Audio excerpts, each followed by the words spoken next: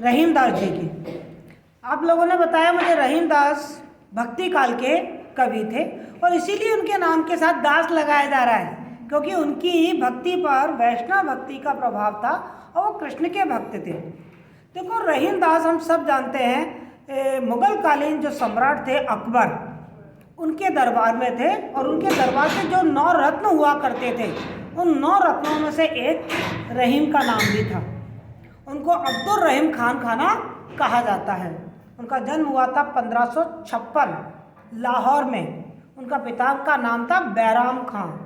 यदि आप में से कुछ बच्चे यहाँ हिस्ट्री के बैठे हैं तो वो जानते हैं कि बैराम खान अकबर के संरक्षक थे, क्योंकि अकबर के पिता हुमायूं की मृत्यु तो बहुत जल्दी हो गई थी, तो उनका संरक्षण बैराम खान ने किया था और उसी बैराम खान के पुत्र थे रहीम।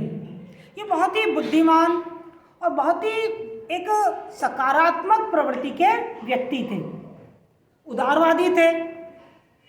इन्होंने न केवल भक्ति की रचनाएं लिखी, जैसे हम भक्ति काल के कवि कह रहे हैं, इन्होंने नीति और श्रृंगार की कविताएं भी लिखी, क्योंकि नीति और श्रृंगार उस समय के जो दरबारी संस्कृति थी उसके अनुकूल थे। जीवन कैसे जिया जाए, जीवन के क्या मूल्य होने चाहिए, जीवन की क्या त्रासदियां होती हैं, जीवन जीने की क्या नीति होनी चाहिए, उसके लिए इन्होंने केवल 2 पंक्ति का जो दोहा है उसका प्रयोग किया। उन्होंने बहुत सारे दोहे लिखे, लगभग कहते हैं 300 दोहे लिखे, जो इनके रहीम दोहावली में संकलित हैं। रहीम दोहावली के अलावा इन्होंने नगर शोभा, बरवे नायिका, इन्होंने आपके मदनाष्टक, श्रृंगार सोरठ, इस तरीके की और रचनाएं भी हमको मिलती हैं। खास बात यह है कि इनकी भाषा क्या थी। इन्होंने 2 भाषाओं का प्रयोग किया, एक अवधी का और एक ब्रज भाषा का। इनके दोनों में हमको ज़्यादातर ब्रज भाषा देखने को मिलती है और साथ ही इन्होंने तद्भव शब्दों का प्रयोग किया, जो आम बोलचाल के शब्द थे, जो स्थानीय भाषाओं के शब्द थे, जिससे लोगों को इनकी बात ज़्यादा अच्छी तरीके से समझ में आ जाए। छंद हम देख ही रहे हैं, दोहा छंद है। क्या छंद है? दोहा छंद का प्रयोग किया है। हम इनके कुछ दोहे पढ़ेंगे। मैंने अभी आपको थोड़ा सा हल्की फुल्की रहीमदास जी की जानकारी बताई, जितने एक सामान्य हिंदी के विद्यार्थी को होनी चाहिए। क्लियर? इनकी मृत्यु हुई 1627 में। आप जब ये किताब पढ़ेंगे तो करेक्शन कर लीजिएगा, इसमें इन्होंने गलत लिख रखा है इनका देहावसान। तो आप लिख लें 1605 लिख रखा है, शायद 1627 कर लीजिए, ये गलत है। ठीक है, तो देखें इनके दोहे। और अब आप देखेंगे जब दोहे मैं पढ़ूंगी, और उस दिन आप नीचे थे तो रहीमदास जी की बात उस दिन भी चली थी, किस तरीके से रहीमदास जी ने कि जीवन कैसे जीना चाहिए, जीवन किस मतलब जीवन में सफलता प्राप्त करनी है तो क्या गुण होने चाहिए, उन नीतियों को उन्होंने अपने दोहों के माध्यम से प्रकट किया है। पहला दोहा देखिए, रहीमन कबहू चितान ते, चिता को चित्त चेत, और चिता दहती निर्जीव को, चिंता जीव समेत। यहाँ पर कबहू की जगह कठिन शब्द लगाइए कि रहीमन कठिन चितान थे, चिंता को चित चेत। अब आपको लग रहा है च बार बार आ रहा है। कौन सा अलंकार है ये? अनुप्रास अलंकार है। कौन सा अलंकार है ये? अनुप्रास। Very good. रहीमन कठिन चितान थे, चिंता को चित चेत। दूसरी लाइन को ध्यान से पढ़ो और पकड़ो, समझ में आएगा आपको। चिता दहती निर्जीव को, चिता दहती निर्जीव को, और चिंता जीव समेत। समझ में आया? सेकंड लाइन थोड़ी थोड़ी समझ में आई होगी। हम जो हिंदू दर्शन के, हिंदू धर्म के मानने वाले लोग हैं, मृत्यु के पश्चात हमारा जो पार्थिव शरीर होता है, हमारा शव होता है, उसको अंतिम संस्कार का क्या तरीका होता है? हमारा चिता पर जला दिया जाता है। यानी कि जो मृत शरीर है उसको जलाने के लिए चिता काम आती है। क्लियर? ये वाली बात मतलब इन दोहों से मैं ये समझ में आ रहा है कि रहीमदास जी को हिंदू धर्म और दर्शन का भी कितना ज्ञान था। अब इन्होंने इस बात के माध्यम से हमको एक बड़ी शिक्षा दी है कि रहीमन कठिन चितान थे, चिंता को चित चेत। रहीमदास जी कह रहे हैं कि जो ये चिंता होती है ना, जो हम फिक्र करते हैं, जो हम परेशान होते हैं, चिंता कर रहे हैं किसी चीज़ को, जो ये चिंता को डिप्रेशन में ले जाती है चिंता करते करते, वो कहते हैं ये बहुत ही कठिन और कठोर चीज़ है, ये आपके लिए बहुत ही हानिकारक है।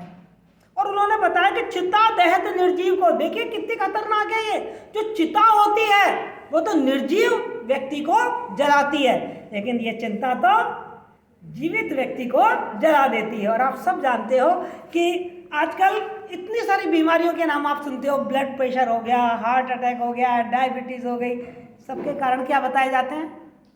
क्या कहता है डॉक्टर आपसे? आप टेंशन में रहते हो, यही कहते हैं ना, टेंशन मतलब चिंता।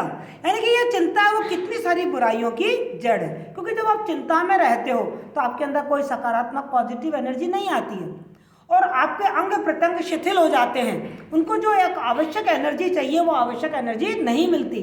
साइंस के बच्चे बैठे हैं यहाँ पर, तो रोग प्रतिरोधक क्षमता होती है एक, वो खत्म हो जाती है। जब आप हमेशा टेंशन में रहते हो या चिंता करते हो तो आपकी जो रोग प्रतिरोधक क्षमता वो खत्म हो जाती है और धीरे धीरे धीरे आपका शरीर जर्जर हो जाता है, बीमारियों से ग्रसित हो जाता है और अंत में उन बीमारियों से हम देख रहे हैं आजकल 40-40 साल की उम्र के बच्चों को हार्ट अटैक हो गया, 20-22 साल के बच्चों को हम देख रहे हैं डायबिटीज हो रही है, ब्लड प्रेशर की दवाई ले रहे हैं। क्यों? क्योंकि वो टेंशन कर रहे हैं, चिंता कर रहे हैं। तो बताइए, रहीमदास जी ने तो कब कह दिया था कि चिंता तो मृत व्यक्ति को जलाती है मगर चिंता तो जीते जी व्यक्ति को जला देती है, इसलिए चिंता से दूर रहिए।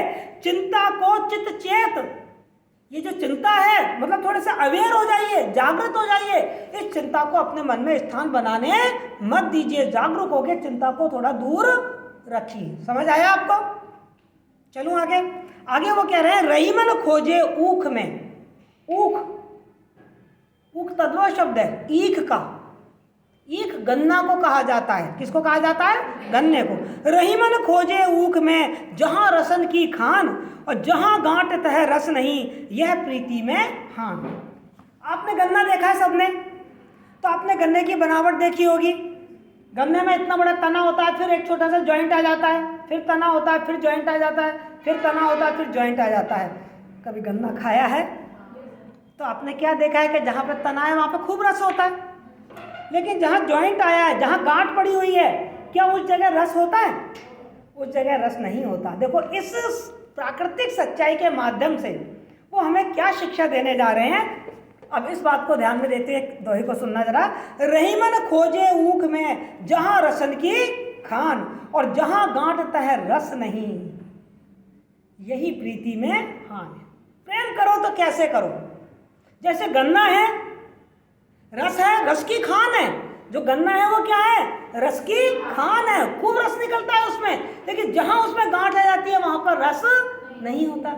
ऐसे ही व्यक्तियों को आपसी जो व्यवहार करते हैं, हम दोस्ती कर रहे हैं, हमारे संबंध हैं, तो प्रेम का संबंध कैसा होना चाहिए?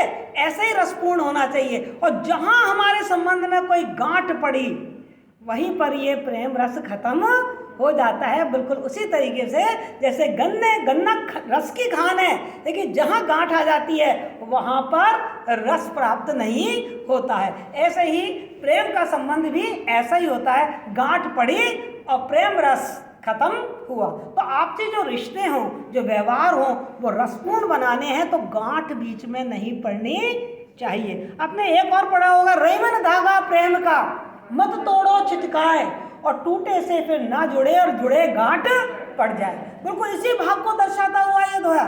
रहीमदास जी कह रहे हैं कि रहीमन धागा प्रेम का रूपक अलंकार है। वो कह रहे हैं जो प्रेम है ना वो बिल्कुल धागे की तरह है। उन्होंने प्रेम और धागे को बिल्कुल एक रूप बताया कि जैसे धागा होता है, आपने उसको छिटका के तोड़ दिया, तोड़ तो दिया आपने तैश में आके, जोश में आके, गुस्से में आके, क्रोध में भर के, लेकिन जब आप उसको जोड़ोगे तो क्या वो जुड़ जाएगा? टूटे से फिर ना जुड़े और जुड़े गांठ पड़ जाए। यदि आप उसको जोड़ोगे तो उसमें क्या पड़ जाएगी? गांठ पड़ जाएगी, यानी कि आपका पहला जैसा संबंध तो नहीं रहने वाला है। ठीक है, तो रहीमन धागा प्रेम का मत तोड़ो छिटकाए, शिक्षा दे रहे हैं। ये किसी से प्रेम संबंध आपके बन गए हैं, किसी से दोस्ती हो गई है, किसी से व्यवहार हो गया है, तो उसे छिटका के मत तोड़िए। हो सकता है कि कोई समस्या आप दोनों के बीच में आ रही हो, कोशिश कीजिए समस्या का समाधान हो जाए। और यदि आपको अलग भी होना है, ब्रेकअप भी करना है, तो तरीके से कीजिए ना, गुस्से में एकदम, क्योंकि फिर कहते हैं कि दुश्मनी करो तो ऐसे करो कि दोबारा कभी मिलो तो आंख मिला सके एक दूसरे से। तो इतनी जबरदस्त दुश्मनी मत करो कि दोबारा जुड़ने के कोई चांसेस ही नहीं रहें। तो वो कह रहे हैं कि रहीमन धागा प्रेम का मत तोड़ो छिटकाए, उसे अचानक क्रोध में मत तोड़िए, यदि वो टूट गया तो फिर वो जुड़ नहीं पाता है, और कोशिश करके आप जोड़ भी लेते हैं तो उसमें गांठ तो पड़ ही जाती है, यानी कि पहले जैसी उदारता, पहले जैसी सहृदयता, पहले जैसी रसपूर्णता उसमें नहीं रहती है। आपको क्या लग रहा है, रहीमदास जी आपको जीवन जीने की शिक्षा दे रहे हैं ना, कि कैसे जीवन जीना है। कई बार आप परेशान हो जाते हो, आपको समझ नहीं आता क्या करना चाहिए, तब ये रहीम, कबीर, इनके दोहे हमको रास्ता दिखाते हैं। क्योंकि हमने इन लोगों को पढ़ना छोड़ दिया है, इसलिए अब हम क्या करते हैं, या तो डिप्रेशन में आ जाते हैं, या डिप्रेशन से बचने के लिए हम कोई क्लासेस, कोई वर्कशॉप ज्वाइन करते हैं, how to live life, books पढ़ते हैं, पढ़ते नहीं पढ़ते, बड़े बड़े वर्कशॉप, बड़े बड़े महाराजा और जाने किन किन के सत्संग सुनने जाएंगे, उनको गुरुजी बना लो, ये बता लो। अरे भैया, सामान्य हिंदी में ये चीज़ पढ़ ली होती तो हम खुद ही गुरु बन गए होते, हमें किसी और गुरु की आवश्यकता ही नहीं पड़ती। आगे देखो वो क्या कह रहे हैं कि रहीमन देख बड़े को लघु न दीजिए डार। बहुत बड़ी बात कही है, रहीमन देख बड़े को लघु न दीजिए टार, और जहां काम आवे सुई कहा करे तलवार। और हम लोगों की ये आदत है, हम लोग बहुत ज़्यादा समझदार हो गए हैं आजकल, लेकिन रहीमदास जी ने बताया है कि रहीमन देख बड़े को लघु न दीजिए डार। क्या होता है, हम लोग आज अपना जीवन कैसे जी रहे हैं, यदि किसी बड़े व्यक्ति से दोस्ती हो जाए, आईएएस का बेटा है, नेता का बेटा है, अफसर का बेटा है, कोई बहुत बड़े उद्योगपति का बेटा है या बेटी है, उससे संबंध हो गए, तो हम भी जो छोटे लोग हैं, जो गरीब लोग हैं, जो इतने महत्वपूर्ण पदों पर नहीं हैं, हम क्या करते हैं, उनकी परवाह करना बंद कर देते हैं और उनके आगे पीछे घूमने लगते हैं। सच्चाई है, जीवन की सच्चाई रहीमदास जी ने बताई है। ऐसा हो रहा है, नहीं हो रहा है समाज में, हम लोग इतने स्वार्थ में फंस गए हैं कि नहीं फंस गए हैं। तो रहीमदास जी कह रहे हैं कि बड़े को देखकर लघु को मत छोड़ दीजिए, छोटों को मत देखिए। मान लो आपके जीवन में कोई बड़े पद वालों से, बड़े पैसे वालों से, बड़े महत्वपूर्ण व्यक्तियों से यदि आपके संबंध बन गए हैं, इसका मतलब ये नहीं है कि जो व्यक्ति कल तक गरीब थे, पिछड़े थे, तो आप उनसे अपने संबंध तोड़ लें। कैसे, उन्होंने महत्व बताया है, बड़े का अपने जगह महत्व है और छोटे का अपनी जगह महत्व है, सबका अपना महत्व है। जो बड़ी चीज़ है वो अपनी जगह काम करेगी, छोटी चीज़ है वो अपनी जगह काम करेगी। जैसे तलवार और सुई, सुई देखने में बहुत छोटी है, पर जहां काम आवे सुई कहा करे तलवार। आप देख रहे तलवार तो बहुत बड़ी है, काफ़ी भारी है, बहुत लोहा है, बहुत महंगी होगी, लेकिन क्या वो सुई वाला काम कर पाएगी? नहीं कर पाएगी ना। तो इसलिए छोटा और बड़ा कैसा भी व्यक्ति हो, सबके साथ हमको संबंध रखने हैं, क्योंकि सभी अपना अपना महत्व रखते हैं। यहाँ मुझे याद आ रहा है, आपके एक ऐड आता है, हर एक दोस्त जरूरी है या नहीं है? हर एक दोस्त जरूरी, सबसे संबंध बना के रखिए। ये मत सोचिए कि ये छोटा है और ये बड़ा है, क्योंकि सबका अपना अपना महत्व है। जैसे सुई बिल्कुल देखने में छोटी है, लेकिन वो सिलने का काम करती है, और ये सिलने का काम तलवार नहीं कर सकती। क्लियर, समझ में आया? आगे देखिए वो क्या कह रहे हैं कि रहीमन निज मन की व्यथा, मनी राखे गोय, और सुन अटले लोग सब, बांट ना ले कोई। यही बात उस दिन बात करी थी हमने, जब आंखों का आपका चल रहा था ना कैंप। क्या कह रहे हैं रहीमदास जी? कह रहे हैं दो दोहे थे, मैं दोनों दोहे यहाँ पर प्रसंग से आपको सुनाऊंगी। एक दोहा तो आपके कोर्स में है कि रहीमन निज मन की व्यथा, मन ही राखो गोय। रहीमदास जी कह रहे हैं आपका यदि कोई कष्ट है, निज मन की व्यथा, आपके मन में यदि कोई दुख है तो मन ही राखो गोय, अपने मन में ही छुपा कर उसे रखो। क्योंकि ये दुनिया कैसी है कि आपके दुखों को सुनकर आपके मुंह पे कुछ नहीं कहेगी। सुन अटले ही लोग सब, बांट न ले ही कोई। आपके दुखों को सुन सुनकर लोग अटले मतलब हंस लेंगे, पर आपके दुखों को कोई बांट नहीं लेगा। इसलिए अपने दुखों को, मैं यहाँ दूसरी बात आपको और समझा रही हूँ, अपने दुखों को केवल आपको उन्हीं दोस्तों के साथ बांटना चाहिए जो आपको लगे कैसे हैं, सहृदयी हैं, आपकी बात अपने तक ही रखते हैं। आपकी बात सुनकर दूसरों को नहीं कहते, पीछे से आपका मजाक नहीं उड़ाते। जो आपके सच्चे दोस्त हैं उन्हीं को अपनी मन की बात कहिए, हर किसी को अपने मन की बात मत कहिए। इसी से मिलता जुलता एक दोहा था कि रही मन असुआ नयन ढरी, जिए दुख प्रकट करे, और जेही निकारो गह दे, कसन भेद कह दे। रहीमदास जी कह रहे हैं कि रही मन असुआ नयन ढरी, हम अपनी आंखों में से आंसू बहे, हम रोए, और जैसे हम रोए तो ये जो आंसू हैं ये हमारे मन के दुख को दूसरे के ऊपर प्रकट कर देते हैं। भाई हम रो रहे हैं तो सामने वाला समझ जाता है कि ये व्यक्ति क्या है, दुखी है, तो आपका दुख दूसरों के ऊपर प्रकट हो जाता है। अब आप कहेंगे इसमें प्रॉब्लम क्या है, प्रकट हो जाता है तो प्रॉब्लम क्या है, हो जाने दीजिए। तो आपको इस दोहे में उत्तर मिल गया कि रही मन निज मन की व्यथा, मन ही राखो गोए, और सुन अटिले ही लोग सब, बांट न ले, कोई बांट नहीं लेगा आपके दुख को, लोग क्या करेंगे, हंस लेंगे। और जो मैंने अभी एक दोहा सुनाया आपको कि रही मन असुआ नयन डरी, जिए दुख प्रकट करे, जे ही निकारो गेह दे, कसन भेद कह दे। उन्होंने एक उदाहरण दिया कि देखो आपकी आंखों में से जो आंसू निकलते हैं ना, वो आपके मन के रहस्यों को, आपके मन के दुखों को दूसरों के ऊपर प्रकट कर देते हैं, जो आपके लिए हानिकारक सिद्ध होते हैं। कैसे, उदाहरण दिया उन्होंने, जेह निकारो गहते, ये घर है, आंसू का घर क्या है, आंख, बाहर निकली, भेद बता दिया दूसरों को। और यदि किसी व्यक्ति को घर से बाहर निकाल दिया जाता है तो फिर वो व्यक्ति क्या करता है, घर का भेदी लंका ढाए। आपने पद्मावत मूवी देखी होगी कुछ दिनों पहले, कुछ सालों पहले। राघव चेतन को राजा रतन सिंह ने बाहर निकाल दिया था, देश निकाला दे दिया था, तो राघव चेतन कहाँ पहुँच गए, अलाउद्दीन के पास, और सारा का सारा भेद बता दिया। रतन सिंह के पास बहुत खूबसूरत बीबी है। तो जिसको बाहर निकालते हैं वो क्या करता है, घर का भेद बाहर क्या देता है। एक कहानी और है ऐसी, रावण के भाई विभीषण की। रावण ने विभीषण को बाहर निकाल दिया था, राम जी को तो मालूम ही नहीं था कि रावण के नाभि में अग्निकुंड है। राम जी बाण पे बाण बरसाए जा रहे थे पर रावण मर ही नहीं रहा था, परेशान। तब कान में आके किसने भेद कहा, जो घर से निकाल दिया गया था, कौन, विभीषण। तब विभीषण ने भेद कहा, इसकी नाभि पे चलाओ तीर, जब तक वो अमृत कुंड भस्म नहीं होगा तब तक ये मरेगा नहीं। तो उदाहरण देके समझाया रहीमदास जी ने कि जैसे घर से निकाले हुए किसी व्यक्ति को वो घर का सारा भेद दुश्मनों को बता देता है, ऐसे ही आपके आंखों में से जो आंसू निकलते हैं ना, वो आपके मन के रहस्यों को, मन के भेद को, मन के दुखों को दूसरे के ऊपर प्रकट कर देते हैं। और जब दूसरे लोग क्या करते हैं, सुन अटिले ही लोग सब, बांट न ले कोई। फिर वो आपके दुखों को सुन सुन के हंस लेते हैं, आपकी कमजोरी का फायदा उठाते हैं। उन्हें मालूम पड़ जाता है आपकी कमजोरी क्या है, और फिर वो उसका फायदा उठा के और अपना उल्लू सीधा करते हैं। ठीक समझ में आया। लेकिन मैंने यहाँ पर एक बात और समझाई थी आपको, इसका मतलब ये नहीं है कि आप बिल्कुल रोएं ही ना, रोएं, लेकिन किनके सामने, जो आपके अपने हों, जो वास्तव में आपके सच्चे मित्र हों। पहले पहचानो सच्चा कौन है, क्योंकि दो एक कंधे तो ऐसे होने चाहिए जहाँ पर रखकर अपन अपने दुख को निकालेंगे और डिप्रेशन के शिकार हो जाएंगे।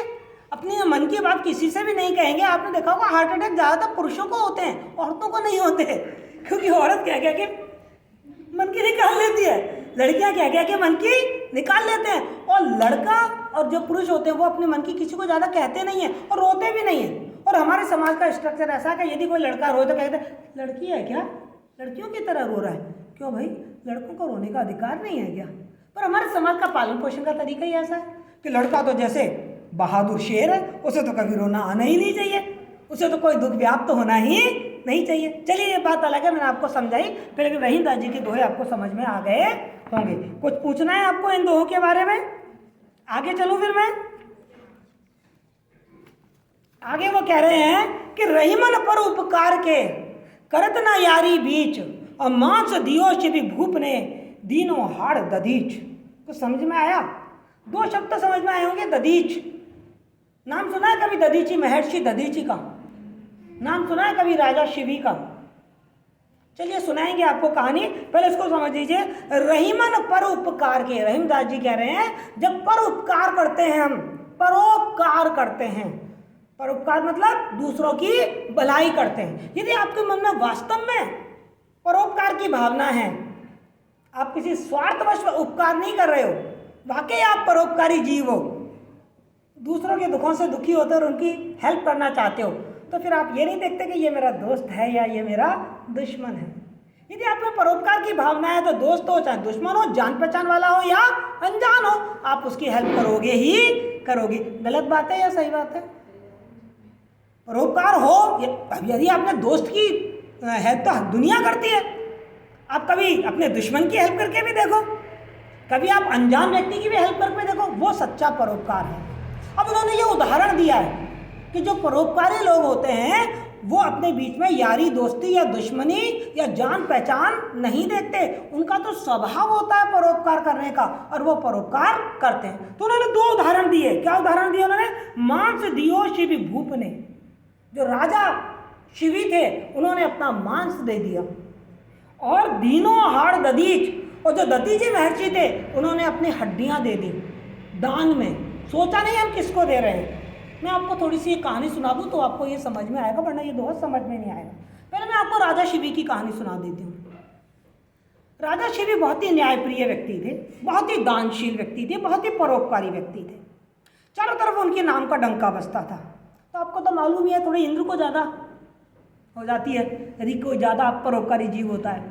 तो इंद्र को लगा कि इसकी परीक्षा लेनी चाहिए कि वास्तव में ये इतना न्यायप्रिय है क्या या नाटक ही करता है। तो इंद्र ने अग्नि देवता को बुलाया, बोले यार मैं है ना शिवी की परीक्षा लेना चाहता हूँ, इसका डंका चारों तरफ बज रहा है, बड़ा नाम है, बड़ा परोपकारी है, बड़ा न्यायप्रिय है, इसकी परीक्षा ली जानी चाहिए। तो अग्नि देवता और इंद्र दोनों एक प्लान करते हैं। अग्नि देवता बन जाते हैं कबूतर और इंद्र बन जाते हैं बाज। और कबूतर दौड़ता दौड़ता दौड़ता दौड़ता हाहाकार करता हुआ राजा शिवी के चरणों में आके पड़ जाता है। राजा शिवी उस कबूतर को उठाते हैं और देखते हैं काफ़ी घायल हो गया है, थका हारा है, तो उसको थोड़ा सा सांत्वना देके अपनी गोदी में रख लेते हैं। तो पीछे से बाज आता है और बाज राजा शिवी से कहता है कि ये कबूतर मेरा शिकार है, मैं इसका शिकार कर रहा था, ये दौड़ता दौड़ता आपके पास आ गया, इस कबूतर को मुझे वापस दीजिए, इस पर मेरा अधिकार है। राजा शिवी ने कहा कि ये तो मेरी शरण में आ गया है, और मेरी शरण में आ गया है तो इसकी रक्षा करना मेरा धर्म है, मैं इसे तुम्हें नहीं सौंप सकता।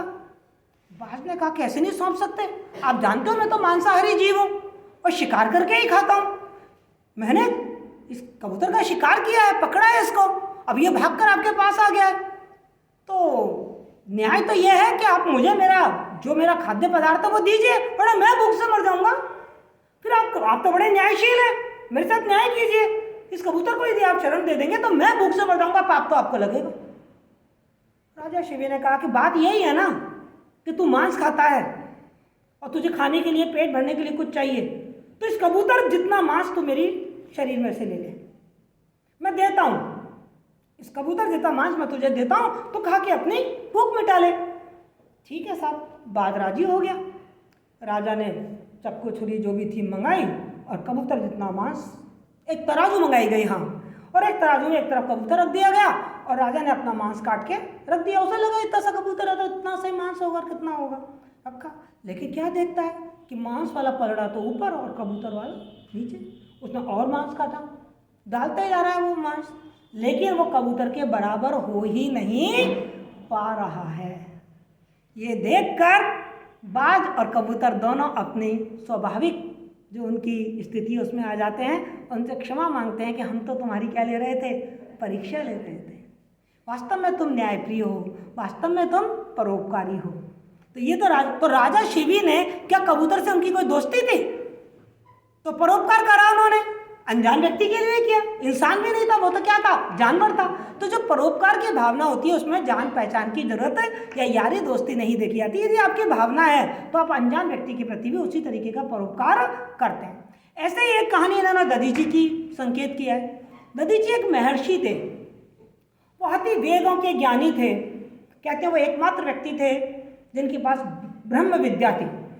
एक बार इंद्र ने इच्छा हुई, दधीची महाराज के पास आए, बोले मुझे ब्रह्म विद्या सिखा दीजिए। दधीची को लगा कि ज्ञान तो सुपात्र को देना चाहिए, हर किसी को तो मैं ये ज्ञान दे नहीं सकता। उनको इंद्र सुपात्र नहीं लगा कि इंद्र हमेशा मिसयूज करता है विद्याओं का, मैं इंद्र को यह ब्रह्म विद्या नहीं सिखाऊंगा। तो उन्होंने इंद्र से मना कर दिया। अब आपको भी मालूम पड़ा होगा जब इंद्र को मना किया होगा तो उसे बुरा लग तो लगा ही होगा बहुत। और कुछ दिनों बाद अश्विनी कुमार स्वर्ग से आए। उन्होंने भी प्रार्थना की दधीची से कि हमको ब्रह्म विद्या दे दी जाए। उनको लगा कि अश्विनी कुमार बिल्कुल सही पात्र हैं, ये इस विद्या का सही यूज़ करेंगे। उन्होंने उनको ब्रह्म विद्या दे दी, लेकिन देने से पहले कहा उन्होंने कि ऐसे ऐसे यार इंद्र भी आया था और मैं तुमको यदि ये ब्रह्म विद्या देता हूँ तो वो तो जरूर क्रुद्ध हो गया, मेरी गर्दन काट देगा। तो एक तरीका निकाला जाता है, क्या करा जाता है कि उनके सिर पे घोड़े का सिर लगा दिया जाता है और वो ब्रह्म विद्या दे देते हैं। और इंद्र को जैसे मालूम पड़ता है, उसे क्रोध आता है, वो आता है और गर्दन काट देता है। तो गर्दन किसकी करती है? जो घोड़े का सिर लगाया होता है उसकी। दधीची तो जिंदा रहती है, दधीची का जो सिर है वो लगा दिया जाता है। ये कहानियाँ हैं। कहने का मतलब यह है कि दधीची की और इंद्र की दुश्मनी हो गई। क्या हो गई? दुश्मनी हो गई ना, और जबरदस्त दुश्मनी हो गई। अब एक बार क्या होता है कि स्वर्ग में एक वृत्रासुर नाम का एक राक्षस होता है, नाम सुना होगा आपने, वृत्रासुर। वो स्वर्ग पर अधिकार कर लेता है और सारे देवी देवताओं को बाहर निकाल देता है। और स्वर्ग का राजा कौन? इंद्र। इंद्र को भी बाहर निकाल देता है। अब इंद्र को बड़ी परेशानी, वो ब्रह्मा विष्णु महेश सबके पास जाए और कहे भैया मैं अपने स्वर्ग को कैसे आज़ाद कराऊं, मेरे स्वर्ग पर वृत्रासुर राक्षस ने अधिकार कर लिया है। बोले ये तो बड़ी भारी चीज़ है, और सारे अस्त्र शस्त्र हमने काम में ले लिए, सारी विद्याएं हमने काम में ले ली, लेकिन वृत्रासुर तो मारा नहीं जा रहा, बड़ा शक्तिशाली है। तो ब्रह्मा जी ने कहा मारा तो जा सकता है ये, लेकिन इसके लिए एक विशिष्ट शस्त्र की जरूरत पड़ेगी। और वो विशिष्ट शस्त्र किसी जो बहुत तप बल वाला व्यक्ति हो, जिसकी हड्डियों में तप का तेज हो, उसकी हड्डियों से यदि वो शस्त्र बनाया जाए तो आप वृत्रासुर को मार सकते हैं। इन्होंने बोला बताओ बताओ कौन है वो व्यक्ति, अभी उसकी हड्डी बसली है करके हड्डियाँ ले आते हैं। उन्होंने कहा हाँ है तो सही, वो दधीची। यदि उसकी हड्डियाँ आपको मिल जाएं और उससे आप ये अस्त्र बना लो तो वृत्रासुर मारा जा सकता है। अब इंद्र को बात आई, दधीची मुझे हड्डियाँ क्यों देगा? मैंने तो दधीची का सिर काट दिया था, तो वो तो नहीं देगा। तो उसको बड़ा संकोच हो रहा था, वो नहीं आ रहा था। लेकिन वृत्रासुर से कोई और तरीका था भी नहीं। तो बाद में परेशान होकर इंद्र दधीची के पास आया संकोच करता करता। लेकिन जो परोपकारी लोग होते हैं उनके लिए तो दुश्मन और मित्र सब एक से होते हैं। जब इंद्र सारी कथा सुनाता है कि वृत्रासुर ने मेरे स्वर्ग पे अधिकार कर लिया है और उसको मारने के लिए हमें आपकी हड्डियों की आवश्यकता है, क्योंकि आपकी हड्डियों से जो अस्त्र बनाया जाएगा उसी से वो मारा जाएगा। दधीची कहते तो क्या हुआ, ले लीजिए आप मेरी हड्डियाँ, ये तो परोपकार की बात है भाई। एक गलत व्यक्ति ने स्वर्ग पे अधिकार कर रखा है तो उसको मारा जाना जरूरी है, अब मेरी हड्डियाँ ले लीजिए। अब मांस कैसे उतारा जाए? दधीची की पत्नी भी वहाँ नहीं है, तो कामधेनु गाय को बुलाया जाता है। और कामधेनु गाय चाट चाट के महर्षि का सारा मांस, कहते हैं कहानी है इस तरीके से, फिर उनकी वो हड्डियाँ कंकाल रह जाता है और उस कंकाल से फिर वो अस्त्र बनाया जाता है और उससे वृत्रासुर को मारा जाता है। कहने का मतलब ये है कि दोनों कहानियों ने से आपको ये मालूम पड़ा, चाहे कोई अनजान व्यक्ति हो और चाहे कोई हमारा दुश्मन हो, जो परोपकारी होता है वो कोई भेदभाव नहीं करता, उसकी तो सहज प्रवृत्ति होती है दूसरों की सहायता करना। क्लियर? अब समझ में आया नहीं आया? रहीमन परोपकार के करत न यारी बीच और मांस दियो शिव भूप ने दीनो हाड़ दधीच। पर चारों और बहुत जल्दी खत्म कर रही हूँ, एक यही थी बड़ी। रहीमन पानी राखिए बिन पानी सब सुन, बहुत बार सुना है आपने, श्लेष अलंकार का उदाहरण है ये। रहीमन पानी राखिए बिन पानी सब सुन। रहीमदास जी कह रहे हैं भैया आपके पास पानी होना चाहिए, बिना पानी के ये जीवन सूना है। अब पानी क्यों होना चाहिए? तो उन्होंने आगे बताया है कि पानी गए ना उबरे मोती मानुस चून। यदि पानी चला जाता है तो उबरता नहीं है, विकास नहीं होता, ना तो मोती का कोई महत्व नहीं रह जाता। यहाँ मोती के संदर्भ में पानी का मतलब है चमक, मानुष के संदर्भ में पानी का मतलब है इज्जत, और चूना यहाँ संदर्भ में जल। यदि जल नहीं है तो चूना प्रयोग में नहीं, कैसे पकाया जाएगा? यदि इज्जत नहीं है तो उस मनुष्य की क्या कीमत रह जाएगी, और यदि चमक नहीं है तो आप उस मोती का क्या मोल लगाएंगे? तो रहीमदास जी कह रहे हैं कि रहीमन पानी राखिए बिन पानी सब सून। पानी रखिए, मनुष्य है तो अपनी इज्जत होनी चाहिए, मोती है तो चमक होनी चाहिए, और यदि चून है तो जल होना चाहिए। रहीमन प्रीत ना कीजिए जस खीरा के कीन, और ऊपर से तो दिल मिला अब भीतर फाके तीन। ये भी कहीं हमारे अंदर चोट कर रहा है। वो ये कह रहा है, रहीमदास जी कह रहे हैं कि दोस्ती करिए, प्रीत कीजिए। प्रेम कीजिए, लेकिन खीरे जैसी मत कीजिए। खीरा जानते हो आप, ककड़ी देखिए आप सबने, बाहर से तो कैसी गोल मटोल एक दिखाई देती है, कभी आपने ककड़ी काटी है तो आप क्या देखते हैं, 3 पार्ट निकलते हैं उसमें। कभी काट के देखो, 2 भी नहीं 3, एक इधर और एक इधर। आज काट के देखना आप ककड़ी को काट के देखना, खीरा काट के देखना, 3 पार्ट दिखेंगे। वो कह रहे हैं यदि प्रीत करनी है, प्रेम करनी है तो खीरे जैसी मत करिए, कि बाहर से तो देखने में आप बहुत प्रेमी व्यक्ति लगें, लेकिन अंदर आपके क्या हो, दुराव हो, छुपाव हो, भेद भाव हो। जैसे खीरा देखने में तो एक फल लग रहा है, लेकिन जैसे ही काटते हैं उसके अंदर 3 भाग हो जाते हैं। तो दोस्ती करो तो बिल्कुल ऐसी दोस्ती करो कि फिर कोई भेदभाव नहीं होना चाहिए, ठीक है। अपने आप को उसको बिल्कुल एक ही मानना चाहिए। रही मन प्रीत सराइये, मिले हो तरंग धून, और जो जर्दी हरदी तजे, तजे सफेदी चून। फिर उन्होंने प्रेम की बात बताई है कि प्रेम करो तो कैसे करो, है ना। हम जब प्यार करते हैं, प्रेम करते हैं, इसको दोस्त बोलते हैं। दोस्त का क्या मतलब होता है, दोस्त 2 अस्त हो गए, अब वो 2 नहीं रहे, 1 हो गए। तो प्रेम करो तो ऐसा करो कि दोनों मिलके क्या हो जाओ, 1 हो जाओ। कैसे, जैसे हल्दी और चूने को आपस में मिलाओ, चूने का रंग कैसा होता है, सफ़ेद, हल्दी का रंग कैसा होता है, पीला, और उनको मिलाओ तो रंग निकलता है लाल। चूना भी अपना रंग छोड़ देता है और हल्दी भी अपना रंग छोड़ देती है, वो कोई तीसरा ही नया रंग निकल के आता है। लाल रंग प्रेम का प्रतीक माना गया है। तो दोस्ती हो तो ऐसी हो, जब आप दोस्त कर लो, किसी को दोस्त बना लो, तो फिर ये मत सोचो जो आप और वो आपस में क्या हो जाएं, रम जाएं, मिल जाएं, फिर मेरा मैं ना रहे, मैं और तू ना रह के क्या बन जाए, हम बन जाएं।